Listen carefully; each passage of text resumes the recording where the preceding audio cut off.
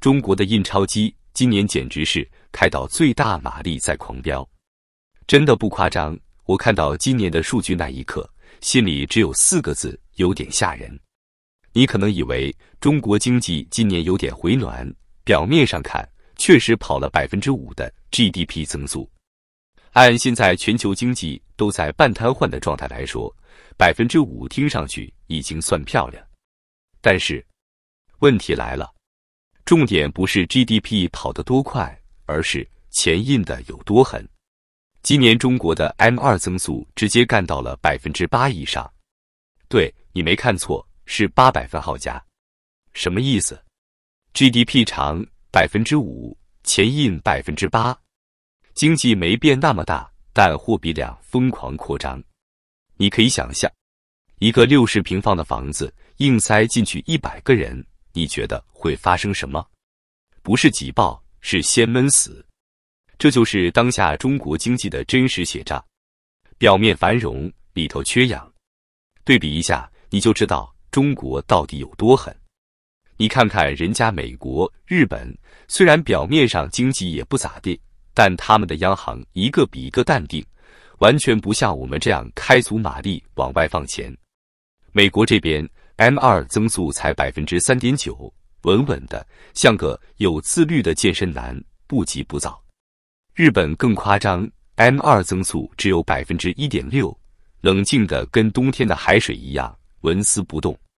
再看看中國 ，GDP 漲 5%， 聽着不錯，但 M2 直接拉到 8% 以上，速度快的像裝了渦輪增壓。別人是溫水慢煮經濟，中國是開鍋猛火狂煮數據，風格完全不一樣，路子更是越走越激進。經濟學給過警告，但北京好像選擇無視了。經濟學界有個黃金比例 ，M2 增速約等於 GDP 增速乘2/3。這是啥意思？簡單說，貨幣增長要跟經濟體量相匹配，別放太快，也別太慢。算算我們今年的數據 ，GDP 等於 5%， 健康的 M2 應該等於約 3.3%。但結果呢？我們直接給到了800分號加，這是啥概念？比健康水平高了2倍多。就像醫生告訴你每天跑3公里最健康，結果你天天跑8公里，還背着沙袋。短期可能看着精神很好，長期膝蓋報廢只是時間問題。你可能問，放水不挺好的嗎？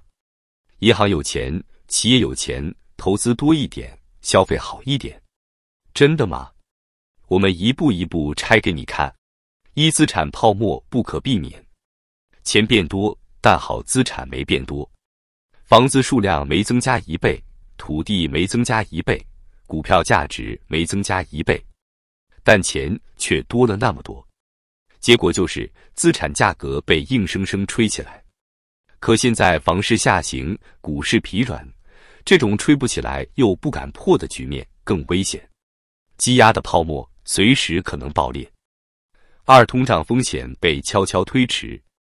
有人會說，今年不是沒通脹嗎？物價還挺穩。天真。中國現在的通脹不是不存在，而是被房地產下行、內需疲軟、企業不敢漲價給壓住了。但貨幣這些年放的水全在體系裡，價格遲早要漲的，只是時間表被推後了。3、最致命的債務危機。中國現在最沉重的不是房價，而是債務。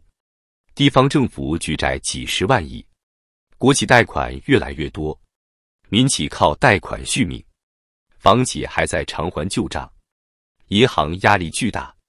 所有繁榮只靠一件東西撐着，繼續借錢。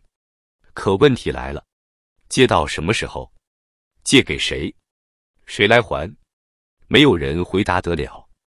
M2 增速超過 GDP 60%以上，不是1年，是連續很多年。今年更是把這個差距拉到極致。這種增長模式本質就一句話：超前透支未來增長，換來今天的虛假平靜。看上去是繁榮，實際裡面全是債，槓桿和泡沫。而且最關鍵的，中國經濟已經到了不能慢也不敢停的階段，速度一慢，債務鏈就斷，鏈斷了就是系統性風險。這就是為什麼今年經濟看似5%，但整個社會卻感覺越來越緊，越來越累，越來越焦慮。因為大家都隱隱意識到，這不是健康增長，這是最後的屏氣硬撐。有人可能會說 ，M2 漲一點怎麼了？國家有國家的考量。但問題是，經濟模式的代價最終都要落在老百姓頭上。你以為印鈔機開得更猛，錢多了，大家日子更好？不，事實上，越是債務驅動增長，普通人的生活越難。為什麼？因為在這種模式下，中國經濟有一個巨大的秘密：為了維持數據的體面，必須壓着老百姓的日子難一點。聽上去殘酷，但我們一個個來看：一、工資變慢，物價變快，日子越攒越緊。今年 M2 增速800分毫加，意味着貨幣多了。但你有沒有發現，你工資沒有8%的漲幅，你的存款沒有8%的回報，你的生活沒有因此更輕鬆。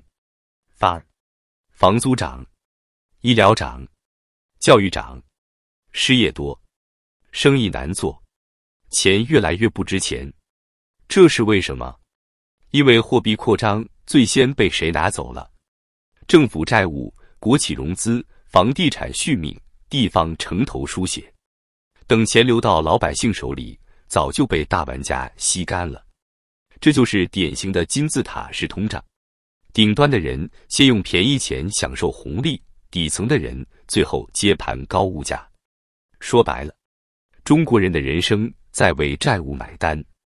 二、地方政府繼續借，繼續投，繼續賭。今年中國的地方政府收入依舊緊張，賣地收入比高峰期腰斬，稅收增速低迷，各種支出剛性巨大。他們怎麼辦？借錢，繼續借，沒命的借。為了保 GDP、保投資、保就業、保面子工程，他們必須不停地舉債。結果是什麼？一個地方的錢只有2條出路：修路、修橋、建機場、蓋產業園、做基建、投項目，然後就能制造經濟增速。但這些項目多數沒有回報，於是怎麼辦？繼續借新的錢補舊的坑，債務雪球滾了10幾年，越滾越大。今天的8% M2 增速就是拆東牆補西牆，而這個雪球一半在地方政府，另一半在你未來的稅、未來的收入、未來的生活質量裡。三、企業借錢續命就是最大的悲哀。按理說，貨幣寬鬆應該讓企業活得輕鬆，但中國今年卻出現一個反常現象：以 M2 狂漲，企業貸款需求卻疲軟，私企不敢借，小微不敢擴張，外貿企業活得更緊。為什麼？因為大家都發現一個殘酷現實：借錢只能讓你死得慢一點。製造業利潤被壓得幾乎見底，房地產全線暴雷，服務業競爭白熱化，出口企業訂單不穩。你借了錢，還要承擔利息，還要承擔未來的風險。這就是為什麼中國的經濟在放水，但大家都感覺不到水。水是有的，只是沒流到你我這裡，它全流進了債務黑洞。四、老百姓不敢花，不敢借，不敢生。看看今年的數據就知道，居民消費增速明顯低於 GDP， 居民存款再創新高，城鎮青年失業率重新走高，結婚率、生育率繼續下跌，社會情緒持續低迷。為什麼？因為大家心裡都很清楚，經濟不是真的好，是靠印出來的。一旦真出現問題，失業、縮編、降薪，會首先砸在普通人頭上，所以大家選擇不買房，不敢借貸，能存就存，能拖就拖，能苟就苟。這是典型的危機前行為。當老百姓開始集體變得保守，就是經濟進入高風險階段的信號。因為沒有人會在暴風雨來臨前豪氣沖天的消費。5. 巨大的危機正在逼近，但沒人敢說破。中國經濟現在最可怕的一件事是，所有人都知道這樣下去不行，但所有人都必須假裝沒問題。政府必須穩定數據，國企必須維持投資，銀行必須維持放貸，企業必須維持產能，老百姓必須維持生活。從上到下，所有齒輪都被迫咬死在一起。但這個系統越看似穩定，越是危險，因為它靠的不是自然增長，而是債務、印鈔、抬槓桿、續命、延遲風險。這就是為什麼經濟學家說，當一個國家的 M2 增速超過 GDP 太多時，風險不是變大，而是被藏起來。而所有被藏起來的東西，最終都會爆出來。6. 被忽略的真相，過去的繁榮不是財富，而是債務。很多人現在還有個幻覺，以為中國能像過去一樣靠投資、靠放水、靠房地產、靠出口撐上去。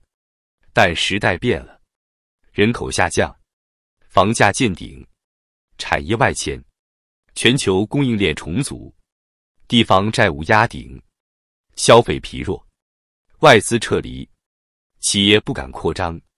放水有用嗎？短期有，長期根本沒用。就像一個已經虛弱的人，你給他輸液，他能站起來，但你不能天天靠輸液過日子。而中國現在的問題是，我們已經輸液輸了10幾年，貨幣增速 8%。GDP 增速 5%， 這種結構是一種危險的信號，說明經濟需要越來越多的水才能維持越來越弱的增長。未來怎麼辦？